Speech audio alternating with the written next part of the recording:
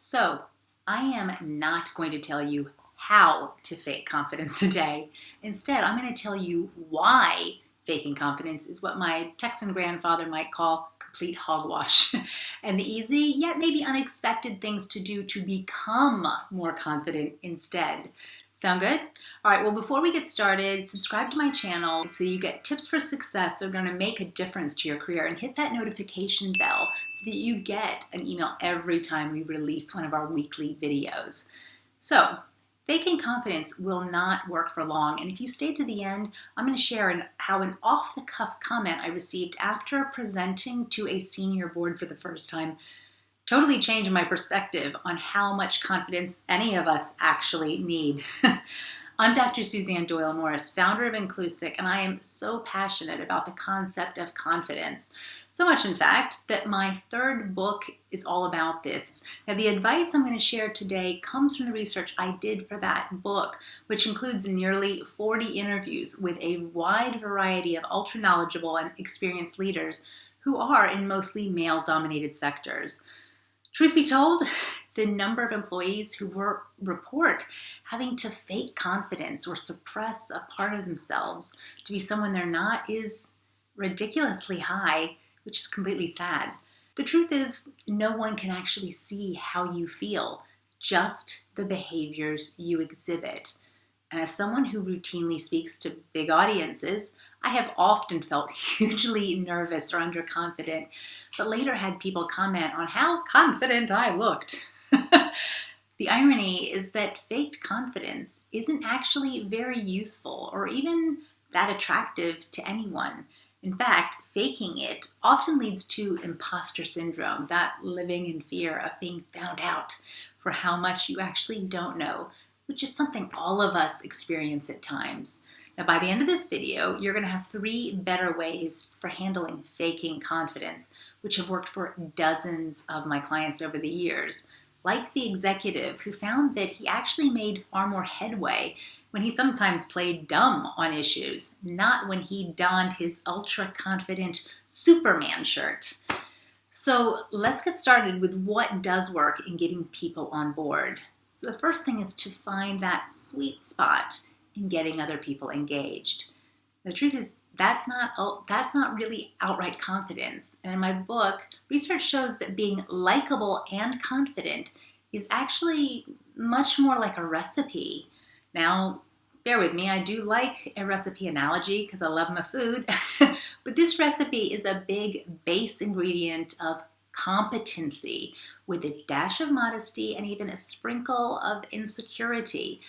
Perhaps not surprisingly, researchers found that we respond better to insecurity in women than we do in men, but for both genders, competency has got to be the main ingredient for which the whole cake is baked, not confidence.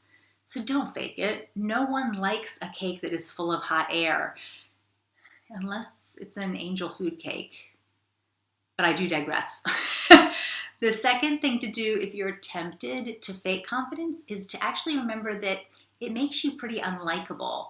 One of the issues is the difference in how confidence is between millennials and their older colleagues.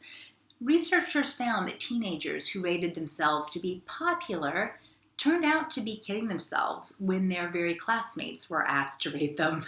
The popular set are largely legends in their own living rooms.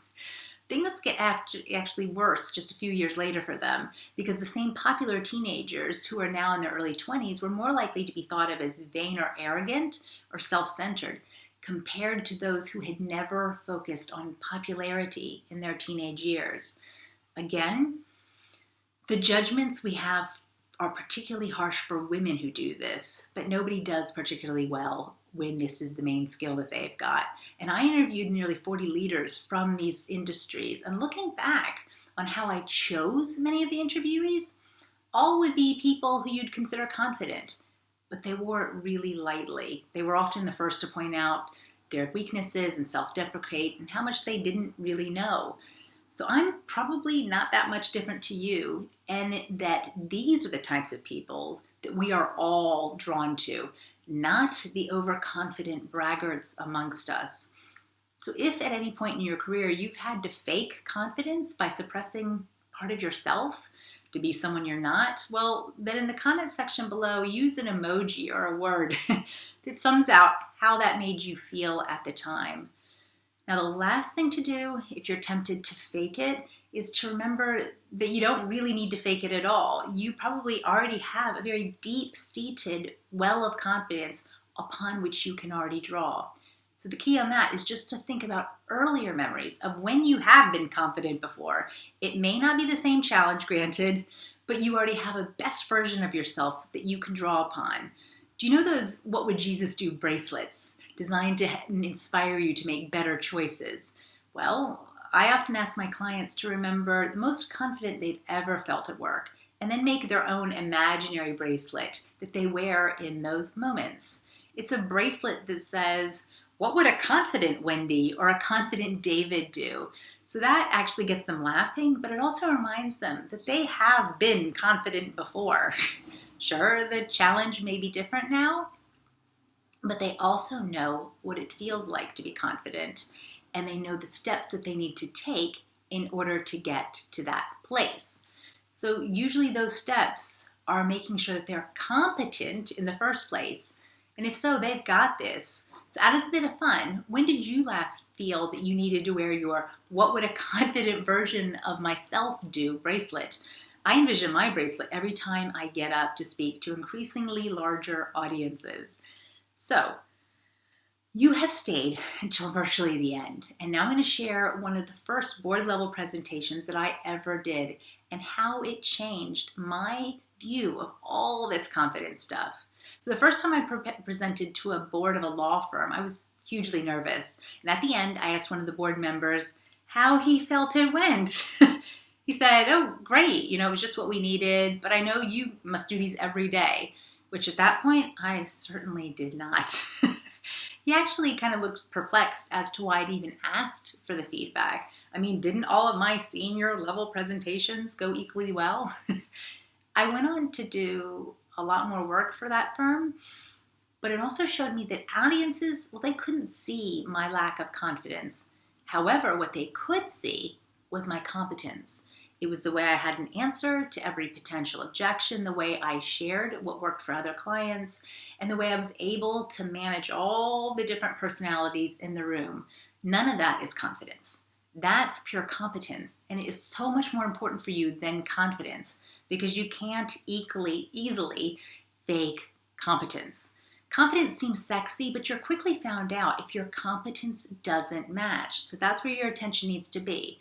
Now, I've said at the beginning, the basis for this came from research because my mission was to figure out why confidence, as we've historically defined it, is broken. It is so time to rip up the rule book for confidence as we've always viewed it and get people to value your competence, your ability to get stuff done. Because let's be very clear, competence isn't about being smarter or faster. There's always going to be someone more clever or better looking. So that is certainly not a war any of us can win.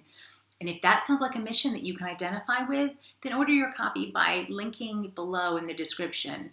And if you're on board with that mission, it's time to spread the word. Like this video, just subscribe to our channel or share it with your own friends and followers.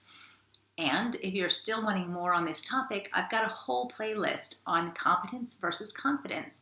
So please go check them out. And if the mention of imposter syndrome also resonated with you, I'd recommend checking out our Learning to Coexist with Imposter Syndrome video.